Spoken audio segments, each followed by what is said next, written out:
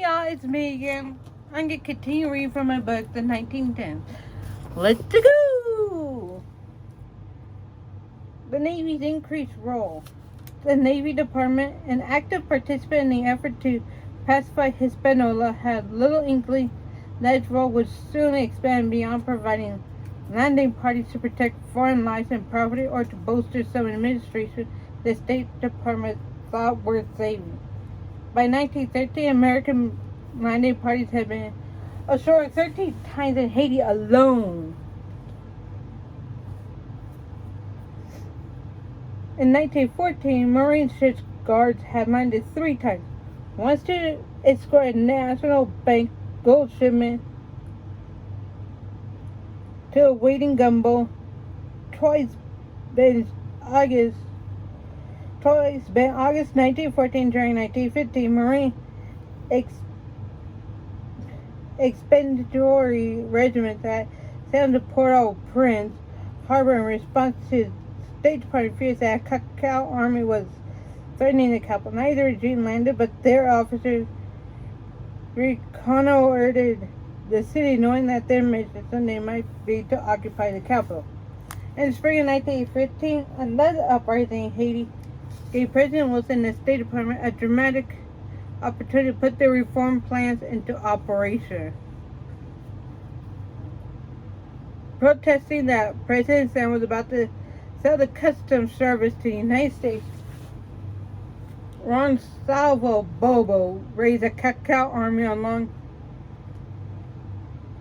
the northern border and took Cap Haitien, I think how you say, a Marine Guard landed on July 9th to guard foreign property, which was not harmed.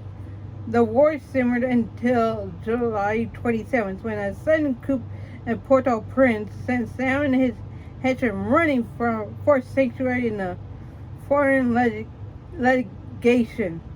In the chaos, the local military prison commander ordered all political prisoners executed. 167 members of the elite died in the 11th hour massacre. Hours, the elite and a mob of urban workers stormed the French and Dominican legations and slaughtered Sam and the erring prison commander, shredding Sam for a bloody torchlight parade. The Port-au-Prince mob made the Bobo rebels victors. Learning of the rising, the State Department requested that the Navy protect all foreign lives and property. On July 28, 1915, the afternoon after Sam's death, Rear Admiral William B. Caperton landed a party from the battleship Washington to patrol the city. Believing that the intervention was temporary, the Port-au-Prince officials agreed to disarm the Haitian soldiers in the city, but the Americans were met with scattered shots. During the first night ashore, 2 slaves were killed, probably shot accidentally by other members of the landing party.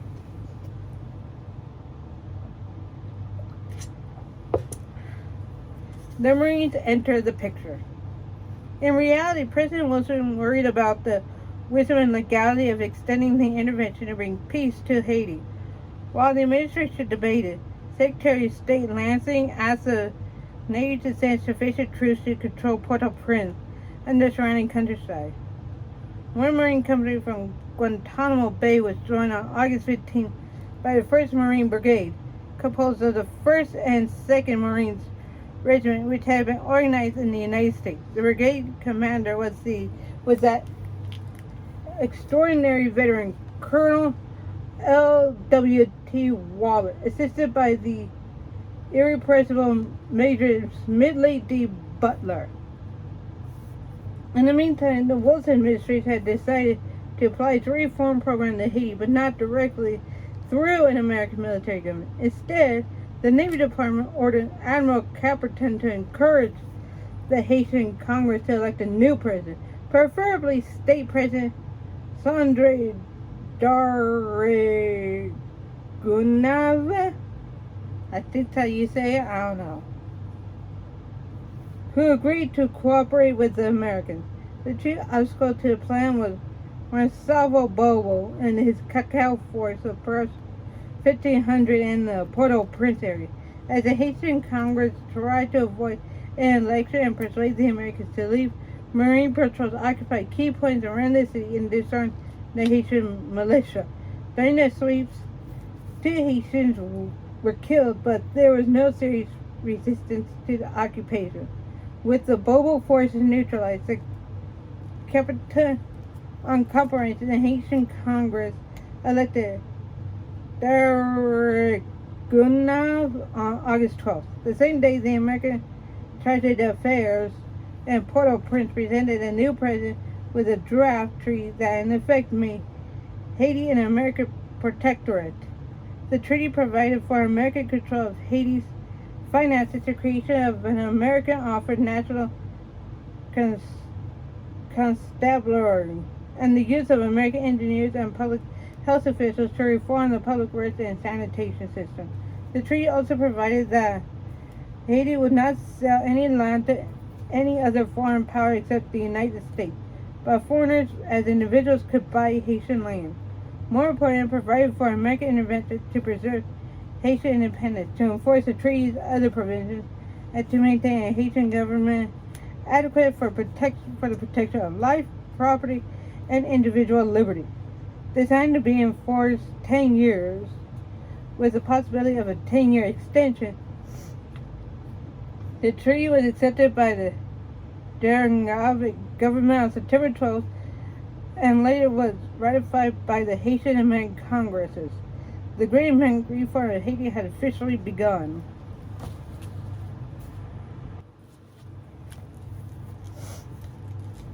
Sorry about pausing, I just had to blow my nose really quickly. For the Marine Expeditionary Brigade, the first phase of the intervention had gone fairly smoothly. As Admiral Capitan and the State Department reconstructed the Haitian government, the Marines held Port-au-Prince and Cap Haitian without difficulty. The greatest danger came from wild shots at night, sleeping on street garbage, or chamber pot baths from a hostile Haitian housewife. As Colonel Waller recognized the Wilson administration did not want any open fighting, especially now before the occupation treaty was arranged. Waller's principal duty, in fact, was to negotiate for Haitian firearms, for which his officers could pay between $6 and $10. His other responsibility was to send small detachments to the other coastal towns to keep the peace and prepare for American control of the custom houses.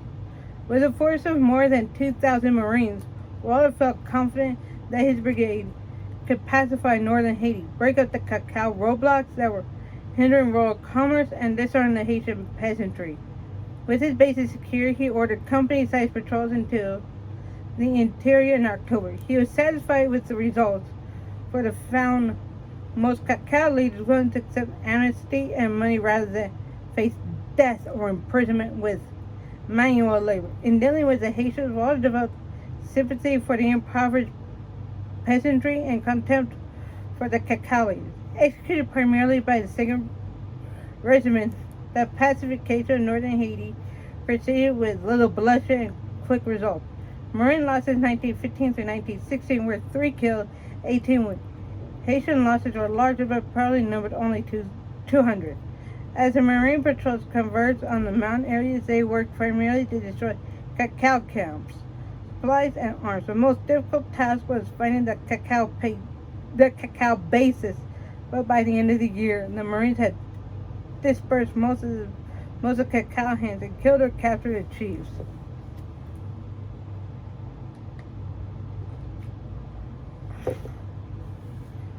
The amazing Smedley Butler.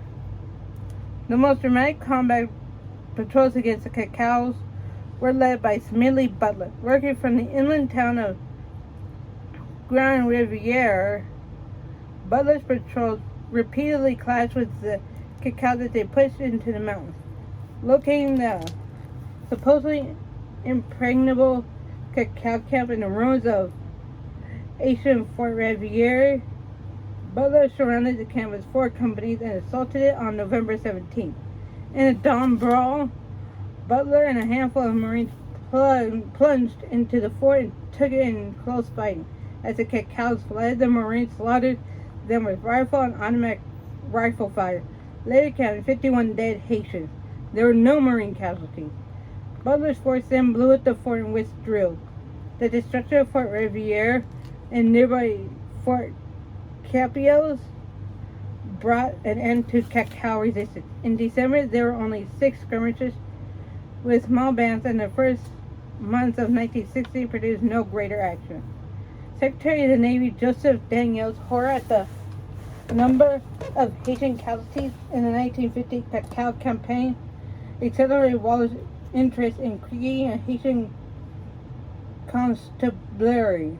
The Treaty of 1950 provided that a native constabulary would be one of the 5 treaty services that the United States would organize and manage. Although the Marine Corps had no prior experience in forming a native police force, it drew upon the Army's experience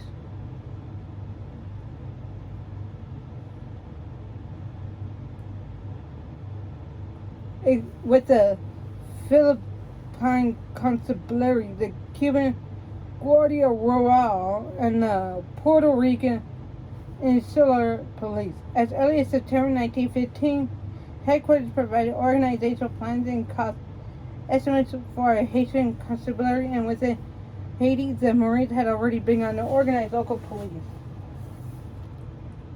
The protocol established in Guatemala that Haiti was not to be signed until 1916, but Waller assigned Smedley Butler as a Guatemala commandant in December 1915 and told him to move rapidly in organizing his force.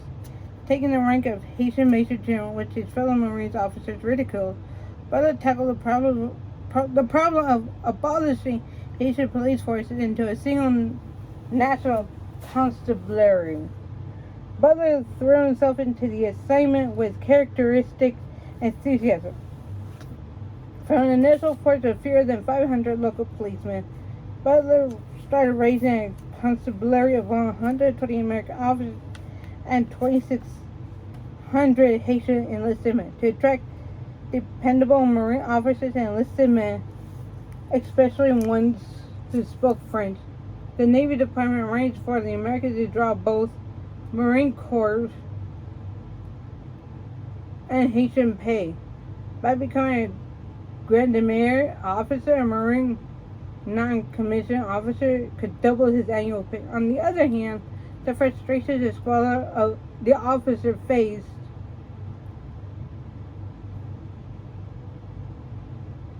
probably discouraged many qualified Marines. It was also difficult to find Americans free of substantial prejudice against blacks, although the Guatemalese officers tried to find such Marines. The problem of finding promising Haitian enlisted men was no less distressing. Members of the elite refused to join the Guatemalans. Most of the gendarmerie, I don't know how you say that, therefore were recruited from the urban unskilled masses. As a group, the recruits were illiterate, undisciplined, irresponsible, and infected with a number of diseases, predominantly hookworm and syphilis. The basic appeal to Guatemala was the steady pay, food, and clothes.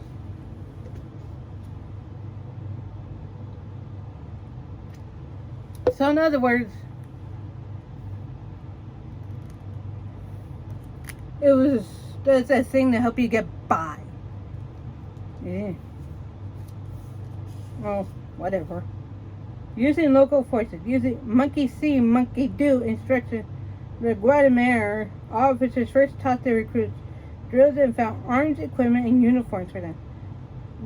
The Guatemalans were equipped first with obsolete French rifles and then American cracks, and were outfitted in Marine uniforms with Haitian buttons and rank insignia.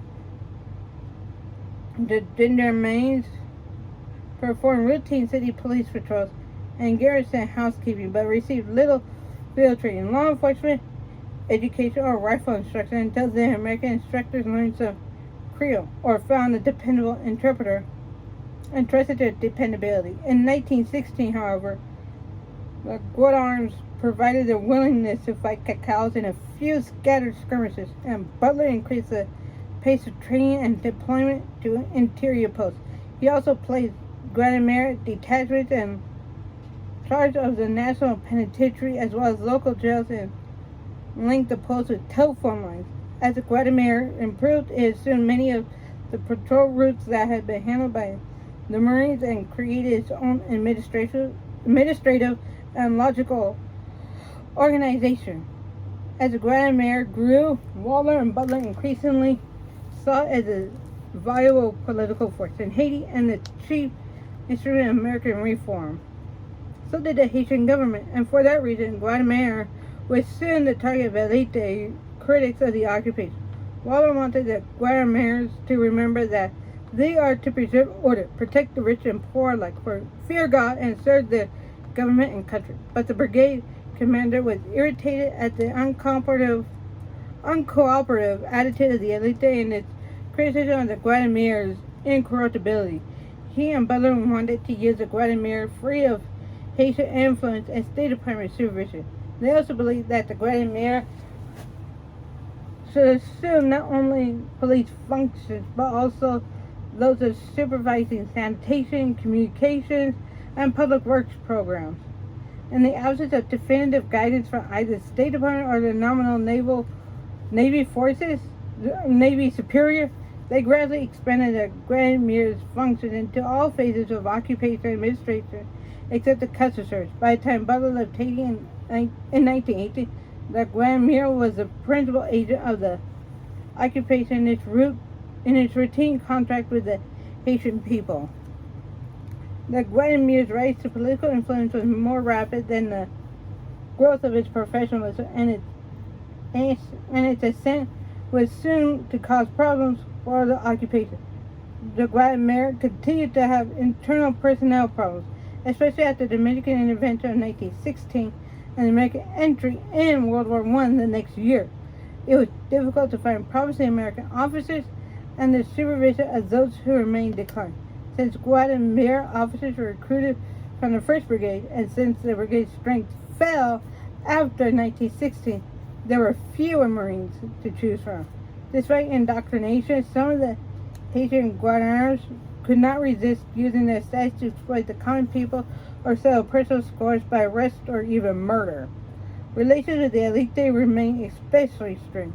Few Haitians appreciated the Guadalmere enforcement of laws governing gambling, tax collection, licensing practices, firearms control, and criminal activities.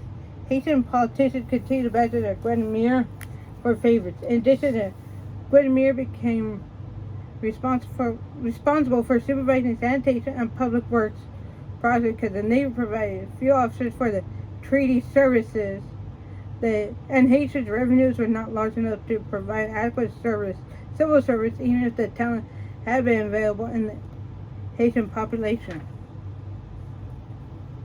which it was not.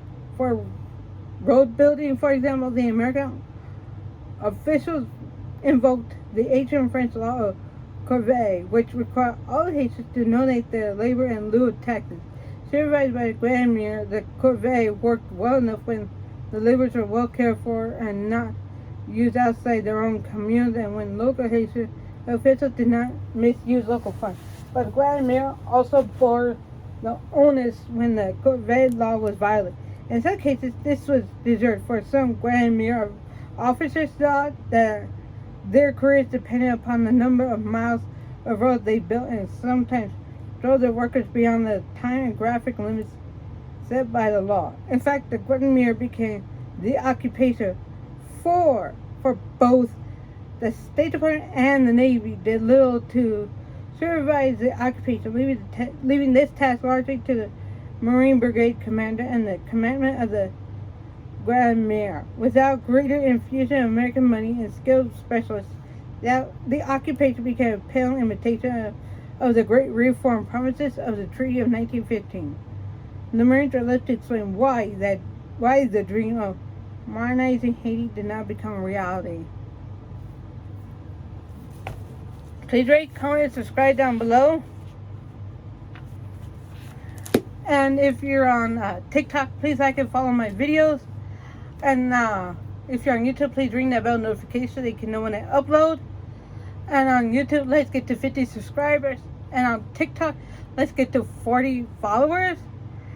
And then once we get to that, then I'm gonna do something special for you guys, okay? And please pay for something on either my eBay and or Mercari. Okay, bye and happy Monday.